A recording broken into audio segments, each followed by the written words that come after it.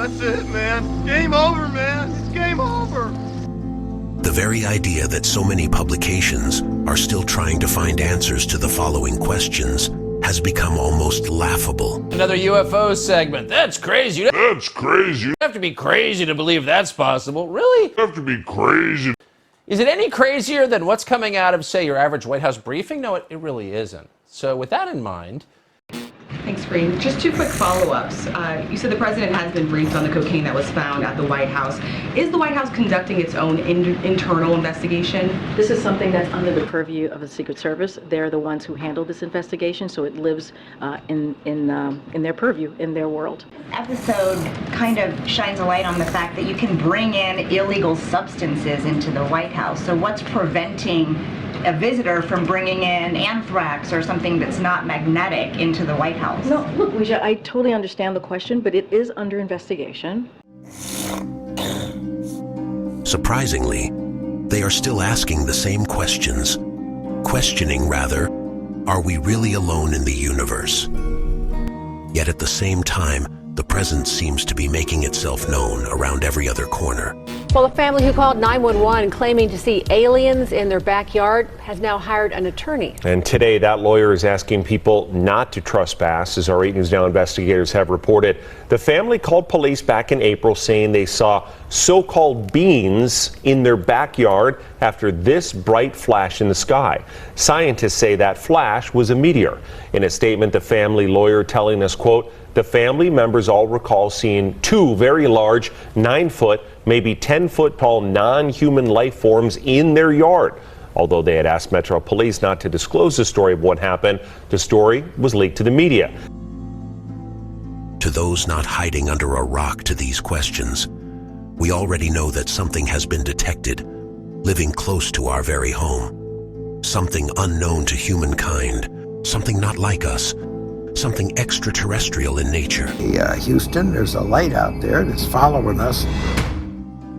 Still, almost as if it were a plan to simply not accept the answers. Many publications continue to act indifferent, even when the truth is standing right in front of them.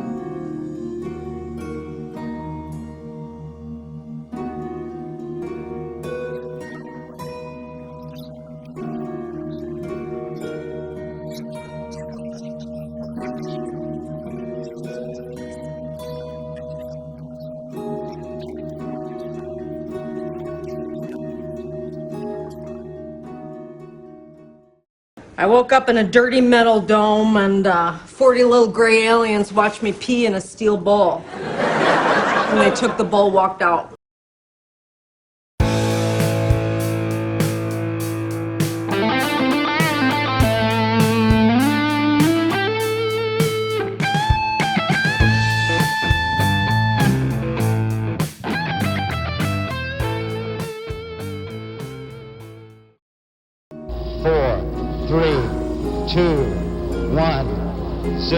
All engine running.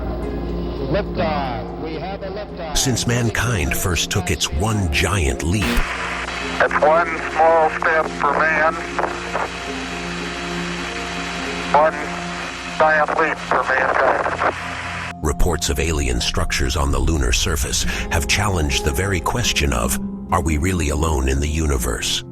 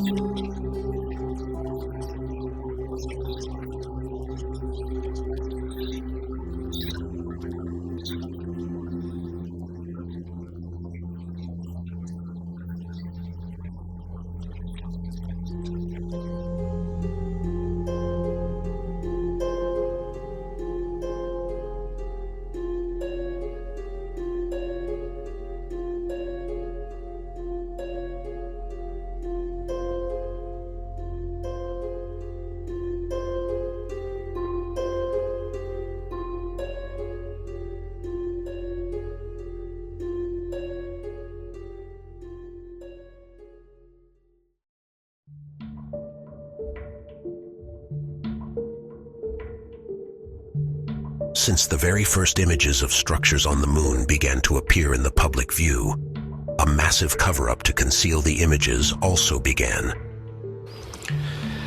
A set of negatives we were specifically looking for from Apollo 10, between the first day and the second day, they had to admit to us that they had disappeared. Someone yanked those negatives, so I could not confirm what I had been able to order through prints in previous months. So someone was looking at us following this trail even then, which was what, 12 years ago? So when I said in our press releases before this briefing that we can now confirm from NASA data on official NASA websites what is there, I was not kidding. It is confirmed. I have no doubt now that we will confirm everything that Dr. Johnston has reported, and then some. Visit the moon of Mars. There's a monolith there, a very unusual structure on this little potato-shaped object that goes around Mars once in 7 hours. When people find out about that, they're going to say, who put that there? Who put that there?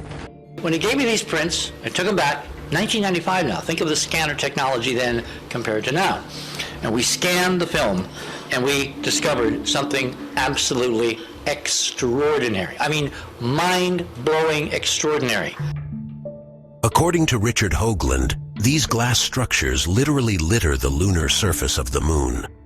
Hundreds and hundreds of artificial structures have been seen and photographed, yet even after over 50 years, NASA continues to cover up the truth.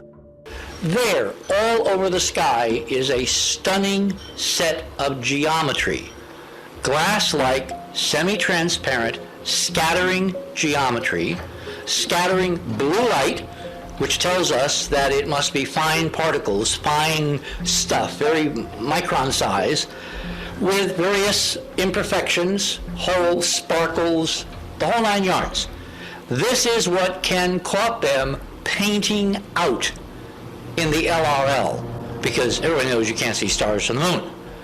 The bright things were not stars.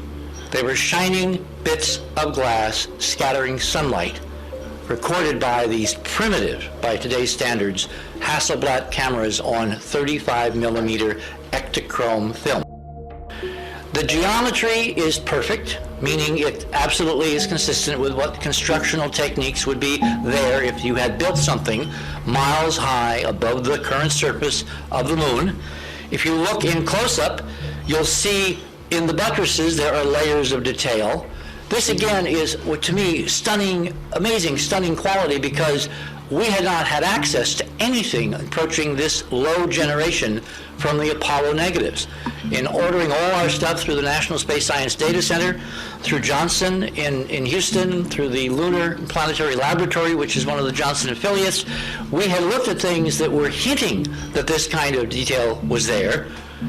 But Ken Johnston was an incredible ray of sunshine, because here he had 30-year-old, perfectly preserved, low-generation copies of NASA's priceless original film.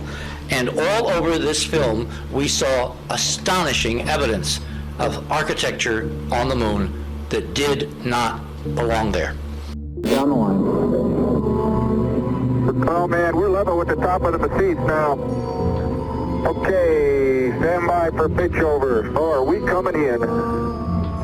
There it is, proceeded. And there it is, Houston, there's Camelot. Wow, target, I see it. We got them all. 42 degrees, 37 degrees, to 5,500.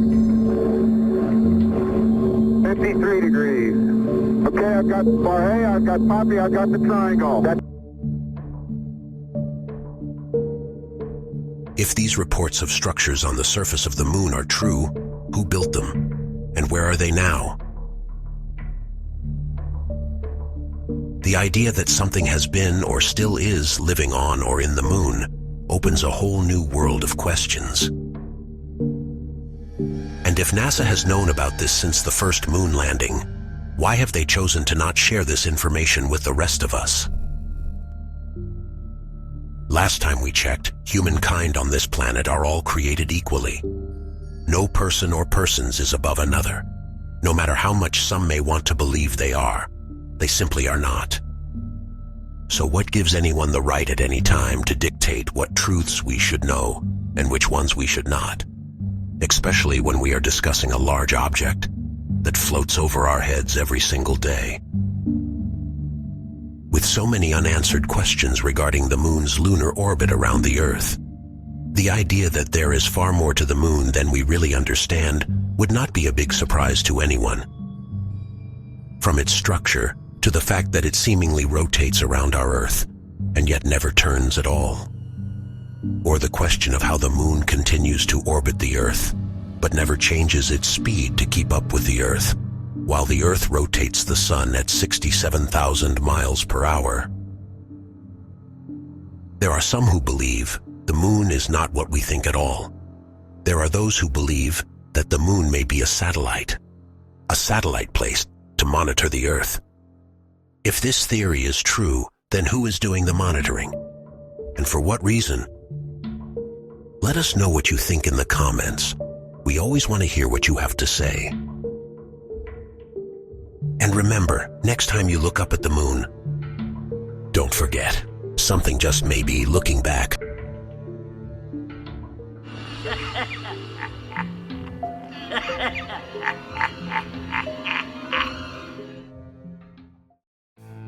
This has been The Confidential Report. For even more stories like this one, make sure to subscribe to our channel today. And please show your support by clicking the like button on this video. For even more stories and news you deserve to know the truth about, follow us on Facebook and Twitter. Thank you for watching The Confidential Report.